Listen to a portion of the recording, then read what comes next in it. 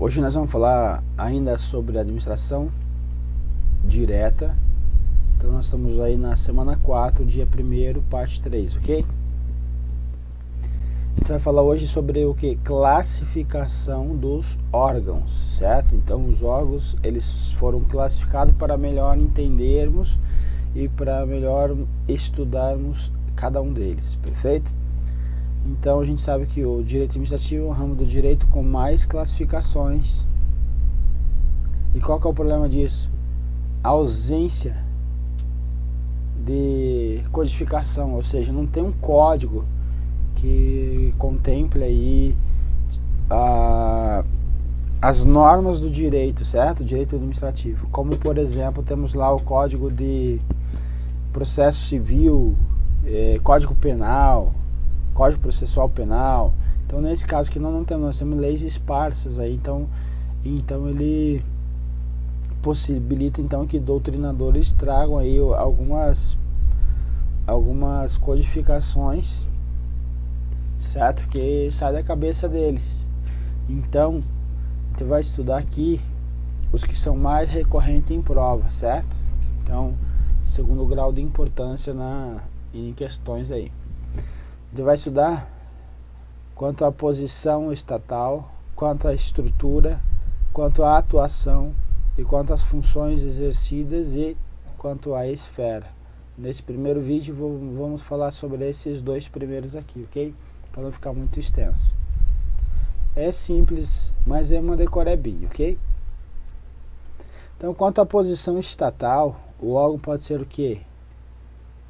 Independentes ou primários. O que significa? Vamos parar para tentar entender o que é uma posição estatal. Então vamos pôr aqui a posição estatal, Presidência da República. Então vai ter alguns desdobramentos, certo? Alguns desdobramentos, e esses desdobramentos aqui nós vamos estudar. Então, quanto à posição estatal, eles vão ter que ter origem aonde? Lá na Constituição Federal. Então, vai ter o que? Os independentes, os autônomos, os superiores, os subalternos, perfeito? Então, é em relação a estrutura organizacional pensando pela Constituição Federal, tá? Os independentes ou autônomos, ou primários, autônomos é outro, vou falar besteira. A gente já vai ver o que são os autônomos, tá?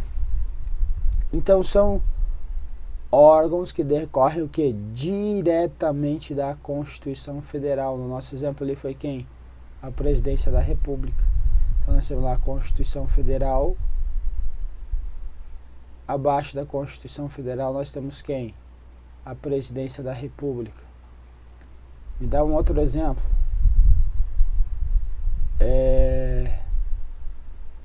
Vamos pôr aqui Senado Federal. Eu estava pensando em colocar aqui MPU, Defensoria Pública, mas para não confundir um pouco aí vocês ainda, tá? Câmara dos Deputados. Então isso aqui estão o quê? STF. Então aqui nós estamos falando do poder, tem aqui o poder judiciário, tem aqui o poder executivo, tem aqui o poder legislativo, ok? Então o que está ocorrendo? Está saindo diretamente, o vínculo diretamente da Constituição, são órgãos que são independentes, não dependem de outros órgãos para surgirem. Exemplo disso, então aqui, ou primários, certo? Então, como o nome já diz, primário, que ele sai diretamente da Constituição Federal, sem que tenha subordinação. Então não tem subordinação hierárquica com qualquer outro órgão aí, certo? O que mais? Nós temos os autônomos. Agora, os autônomos são quem? são, por exemplo, os ministérios, certo? Então, autônomos são órgãos igualmente localizados no ápice da administração. Mas o que? Eles são subordinados diretamente aos independentes. Então nós temos aqui a Constituição Federal, temos aqui, vamos pôr aqui, a Presidência da República, e temos abaixo dela aqui Ministério A, Ministério B, Ministério C. Esses ministérios, a classificação nos diz que eles são o quê? Órgãos autônomos. Então aqui são o quê? Independentes.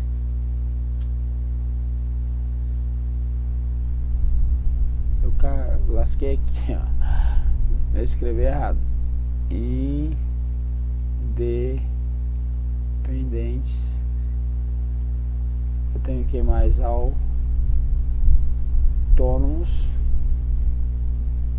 certo? Então essa daqui é a regra. Nós temos quem? Os superiores, que são quem? São denominados também os diretivos. O nome ele confunde um pouco, pessoal, porque pelo nome você não consegue matar aí uma questão pela lógica, porque superior você imagina que ele está em cima de tudo, mas não. Por quê?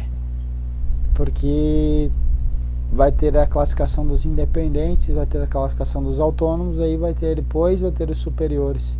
Então não gozam de autonomia financeira e administrativa, não gozam.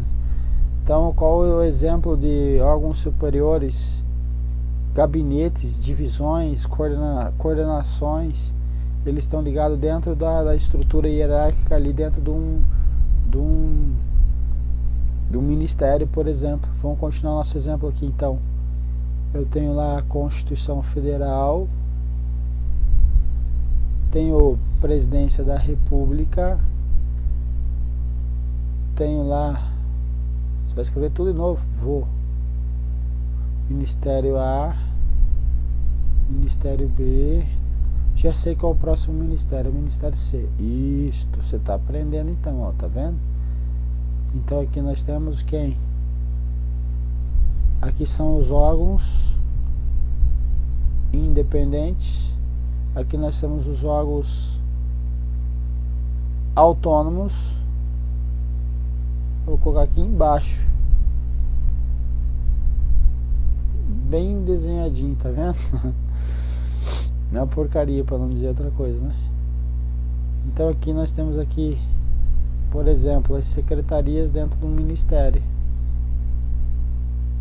coordenações, gabinetes, divisões, certo? Então esses órgãos são chamados o quê? Superiores. Por que pode ser de inspetorias, pode ser gabinetes, pode ser divisões? Vai depender da estrutura, certo? Do órgão que você está estudando. Então, nesse caso aqui, dos ministérios, temos as secretarias. Então, eles são órgãos que superiores, certo? Então, nós temos I, A e o S. Então, faz esse esqueminha na prova que você não vai errar. Então, primeiro presidências, depois você coloca ministério, depois você coloca as secretarias do ministério, perfeito? E por fim nós temos aí quem? Os subalternos. Também são chamados o quê? De subordinados, que são encarregados dos serviços rotineiros, com pouco ou nenhum poder decisório, então vão só executar, certo? Então aqui ele está falando aqui, exemplo, um protocolo, sessões de expedientes, portarias aí de órgãos e etc. Então novamente aqui, você vai fazer tudo de novo, Constituição Federal, Presidência da República, Ministério 1, Ministério B, Ministério C,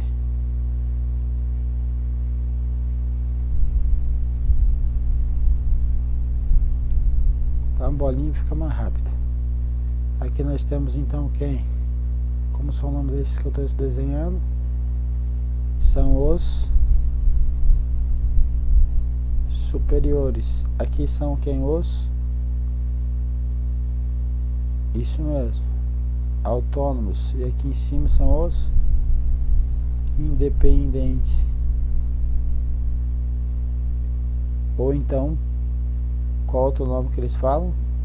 Primários, certo? E aqui nós vamos ter embaixo aqui. Tá vendo que eu desenho pra caramba, né, povo?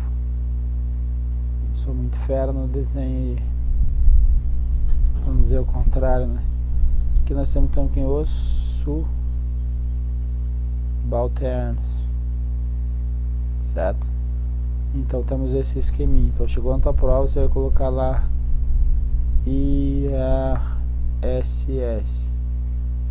Aí eu coloco presidência, aí eu coloco um ministério, aí eu coloco uma secretaria, aí aqui eu coloco, por exemplo, coordenação ou divisões, certo? Isso daqui vai depender, novamente estou falando, deve depender do algo que você está estudando, tá? Então, aqui tem um esqueminha para você, para dar uma olhada depois, certo? Para ficar tranquilo aí para vocês. Agora a gente vai falar quanto à estrutura. Quanto à estrutura, ele vai ter duas situações: simples e compostos. Simples também são chamados do que? Unitários. Por que isso? Que não há outros órgãos debaixo deles, certo? Então veja que a classificação não é estanque de um órgão, certo? Então ele pode ser subalterno, ele pode ser simples, então vai depender aí da estrutura organizacional do órgão, perfeito? Então a classificação ele pode estar em um órgão em várias definições que a gente está olhando aí agora, tá? Então simples não tem o que? Nada abaixo deles. Presidência, tenho lá o ministério, eu tenho lá uma secretaria, tenho lá umas coordenação geral, ou então diretoria, vamos pôr aqui diretoria / coordenação geral. Aí tenho chefias de divisões, aí eu tenho chefia de serviço. Aqui abaixo agora não tem mais nada. Então esse cara aqui é o que? São os simples, que não há desconcentração. O que é a desconcentração? Eu estou fazendo o que? Uma repartição de competências aqui embaixo, então não tem mais. Então do órgão ou outros órgãos. Então hipoteticamente então, a presidência é órgão composto, porque ele se concentra em ministérios. Tá vendo? Então ele está falando que eu estou desconcentrando em ministérios aqui, ó. Vai ser o que? Um órgão composto. Quem?